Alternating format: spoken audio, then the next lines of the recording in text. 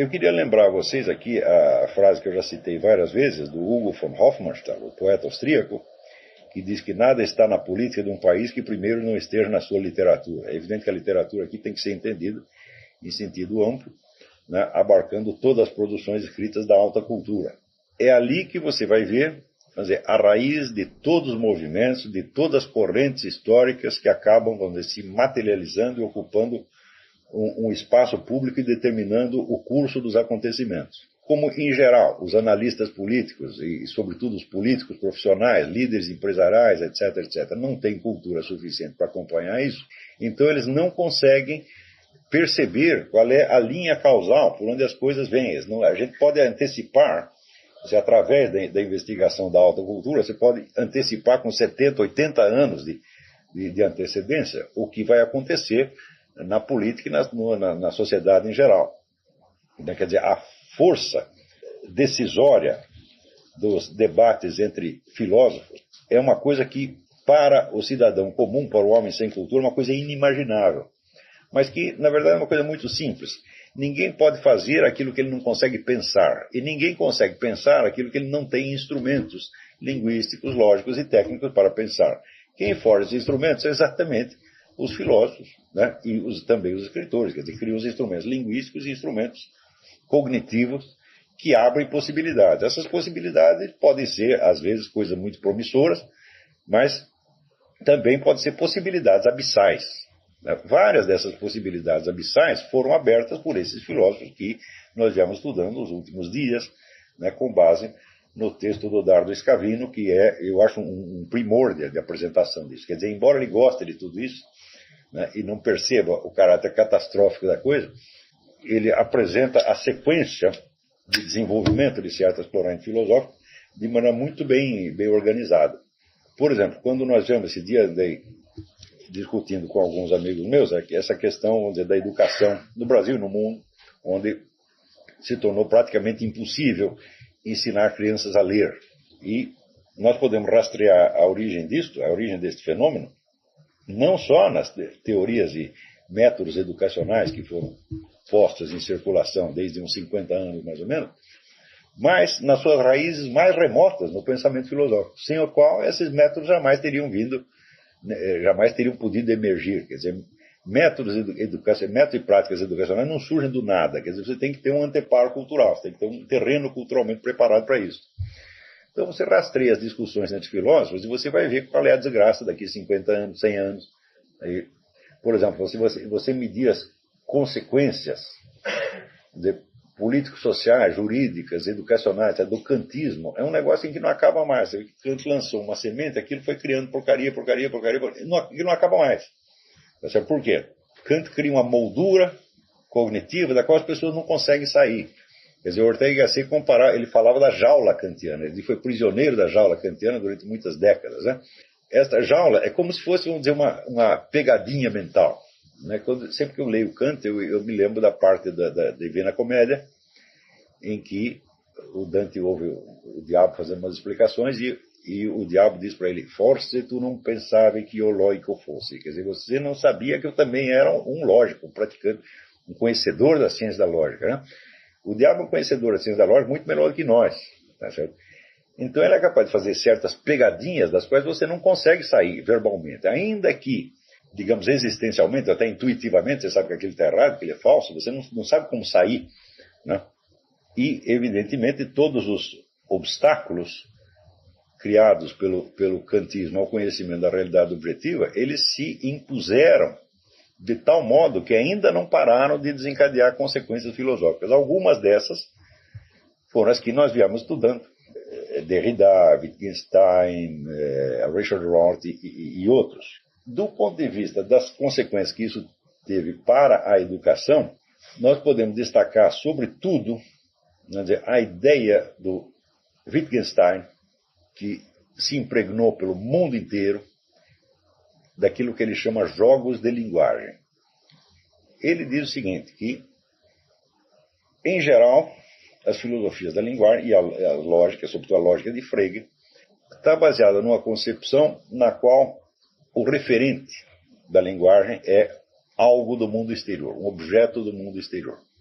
E que isso só acontece se nós tomarmos como modelo da linguagem o que seria aquilo que Karl Bühler, que ele não cita, chama a função denominativa, quer dizer, dar nome às coisas. Eu vou lembrar, para isso ficar claro, eu preciso lembrar um pouco o Karl Bühler. Karl Bühler dizia que a linguagem tem 3 funções. A primeira função denominativa, que é dar nome às coisas. O segundo é a função expressiva, que é manifestar os nossos estados interiores. E o terceiro é a função apelativa, que é agir sobre a pessoa do interlocutor, ou sobre o público. Tá certo? Só que, na perspectiva de Karl Bühler, essas 3 funções, elas eram dependentes umas das outras, e, sobretudo, a função denominativa tinha uma prioridade. É fácil você perceber que a função denominativa pode funcionar sozinha. Por exemplo, se você diz, um quadrado tem 4 lados, isso não depende absolutamente da função expressiva e nem da ação que você deseja desencadear sobre o seu interlocutor. Quer dizer, a função expressiva e apelativa são aqui neutralizadas e a função denominativa funciona por si. Agora, as outras 2 funções não podem operar jamais sem a função denominativa, porque senão as palavras não significariam absolutamente nada. Tá certo? Por exemplo, se eu digo um palavrão para um sujeito, vai tomar naquele lugar. Tá certo? Se ele não sabe a que eu estou falando na esfera denominativa, ele não pode sequer se sentir ofendido. Do mesmo modo, se eu tento expressar os meus sentimentos, o sentido das palavras que eu estou empregando na função expressiva é o mesmo que tem na função denominativa e depende dela. Agora, quando Wittgenstein inventa a teoria dos jogos de linguagem, essa teoria repete o Karl Bühler. É igualzinha a do Karl Bühler, não tem diferença nenhuma. Só que ele trata várias funções, ele aponta várias e não somente 3, ele trata como se fossem totalmente independentes umas das outras. Então, ele diz que quando você sai da clave, que o Karl Bühler chamaria denominativa, você já não pode mais dizer que as palavras têm referentes em objetos do mundo exterior. Por exemplo, então, portanto, você não pode dizer que as afirmações são verdadeiras ou falsas. E ele dá um exemplo. Ele diz, quando um juiz de paz, ou o sacerdote diz, eu vos declaro marido e mulher, ele pergunta, isso é verdadeiro ou falso? Isso saiu completamente da esfera do verdadeiro e falso, e, portanto, não estamos na função denominativa. A função denominativa, para ele, está neutralizada. Karl Bühler diria, sim, você está usando a função apelativa, porque se você está dando uma ordem, você está declarando algo que deve ser feito a partir daquele momento, ou que deve ser reconhecido pelo casal e pelos ouvintes a partir daquele momento, você está nitidamente na função apelativa. Quer dizer, você está exercendo uma ação sobre o interlocutor, sobre o destino público. E esta função apelativa não poderia funcionar se marido não significasse alguma coisa, se mulher não significasse alguma coisa, se declarar não significasse alguma coisa. Portanto, você está na clave apelativa, mas você continua dependendo da denominativa sempre e sempre. E o Wittgenstein, que, parênteses, eu considero uma besta quadrada, é um homem que não tinha sequer inteligência elementar, quer dizer, não tinha intuição da realidade mais elementar. Note bem que as faculdades mais complexas, faculdades lógicas mais complexas, podem se desenvolver num imbecil. Quer dizer, uma pessoa que não tem senso de realidade. E o Wittgenstein era exatamente isto. Tá certo? Então, não é uma pessoa que mereça respeito como filósofo. É um autor de pegadinhas. Tá certo? E esta é uma das pegadinhas.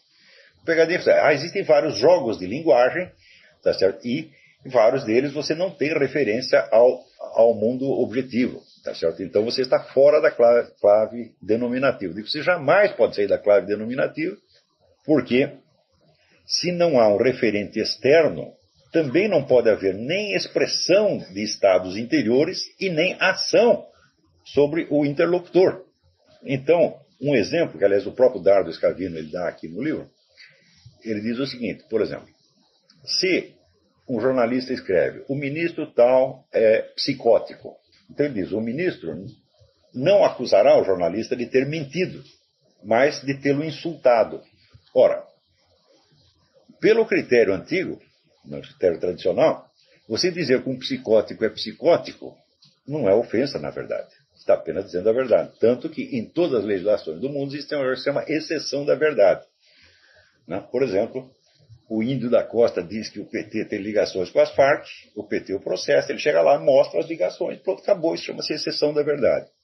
Acontece que, graças à influência cultural e acadêmica da teoria dos jogos de linguagem, a ideia do insulto passou a ser considerada independentemente da realidade factual. E, por exemplo, no Canadá já tem uma lei que, se você diz alguma coisa contra a pessoa, se ela se sentiu ofendida, você será punido, mesmo que a acusação seja verdadeira. Quer dizer, você chama um ladrão de ladrão, ele disse, magoou. E você, então, vai pra cana porque magoou. Você está entendendo? Né? O sujeito, por exemplo, diz aí, o Olavo fala muito palavrão. E daí eu processo ele. Ele chega lá, mostra 500 gravações do Trot Speaker, mandando os caras para aquele lugar. Digo, não interessa, magoou. Então é assim, entendeu? Quer dizer, isso aí sai da onde? Sai da teoria dos jogos de linguagem. Quer dizer, isso leva várias décadas. Quer dizer, uma teoria dessa leva várias décadas para ela se converter numa lei ou num programa político, num meio de ação social. Mas é fatal que isso aconteça. Porque é a autoridade intelectual do filósofo que acaba determinando qual é, vamos dizer, a moldura, o quadro mental no qual as pessoas podem pensar e, portanto, no qual eles podem agir. E, então, o repertório de possibilidades cognitivas abertas na alta cultura é o que vai determinar o campo total de ação. É claro que nem todas essas possibilidades serão realizadas, mas se elas não forem abertas, ninguém vai perceber.